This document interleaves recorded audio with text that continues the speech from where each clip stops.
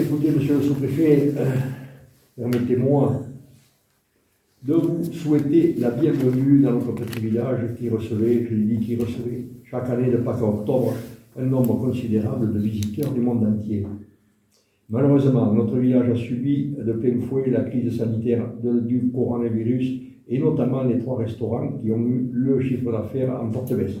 Les 3 restos ici, Bon Accueil, Petite Bergère et les Bergeronnettes. Aujourd'hui, la relance permet d'envisager un avenir plus serein, mais il ne faudrait pas que l'inflation de notre pays vienne gâcher l'espoir.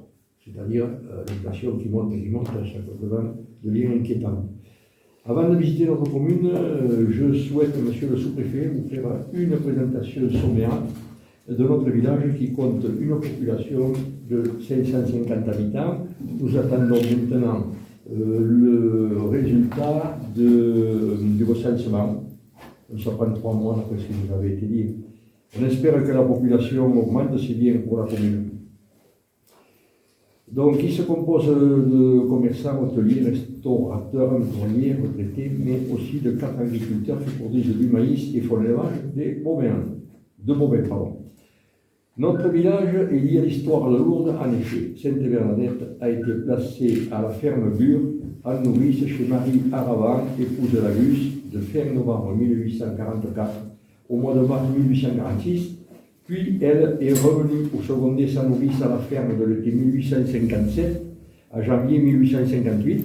D'ailleurs, la première apparition de la Vierge Marie à Bernadette a eu lieu 3 semaines après son départ de Barthès pour Lourdes. Ça, c'est l'histoire. Voilà. En parlant de l'histoire, on a un petit fascicule, non? Sur les pas de Bernadette. Voilà. Après cette présentation du village, je profite de l'occasion pour vous faire part des réalisations les plus importantes du conseil municipal depuis une vingtaine d'années environ. Réalisation d'un équipement d'accueil touristique accessible aux personnes handicapées qui comprend le parking des bus, les WC publics, le cheminement piéton. Cette réalisation a contribué à la création d'emplois saisonniers et à l'année dans les commerces locaux. Sauvegarde, mise en valeur et restauration du monument aux morts, dans un souci du souvenir des enfants de Barthès morts pour la France. Effectivement, le monument aux morts, il était dans un coin ici, dans un coin, donc il y a quelques années, on a dit, bon, il faut que le souvenir reste. Donc on l'a déplacé là-bas, à l'entrée, quand on va aller à l'église, s'il ne pleut pas, on pourra y aller, mais s'il pleut, on va se tremper. Donc, là, on l'a mis là, et avec la plaque, malheureusement, les morts qu'il y a eu avec cette diable de guerre. Et l'enrichissement de la rue de la Paille-Rouge, c'est quand on part du village, on va vers Loubajac. Voilà comment elle était à droite, non, et monsieur le sous-préfet. Ça, c'était l'ancienne Paille-Rouge, et on a élargi pour que les bus puissent se croiser. Donc, mise en place aussi de 4 cubes de défense incendie et des poteaux d'incendie. Donc, notre commune répond aujourd'hui aux normes de défense incendie. Réalisation d'un espace intergénérationnel et de loisirs avec les jeux pour enfants, un terrain de pétanque et un terrain multisport. Réalisation de l'assainissement collectif de notre commune est raccordée aujourd'hui à 99%. Donc on a perdu la compétence avec la loi NOTRe, c'est l'aglo qui a pris la suite. Donc, aménagement et mise en sécurité de la route de Lourdes, des abords de la chapelle de Sainte-Bernadette et impulsement des réseaux, ENEDIS. C'est qu'on a fait la route de Lourdes, on a enfoui tous les réseaux, il n'y a plus de pylônes, il n'y a plus rien. Il y a l'éclairage public avec des lanternes de style,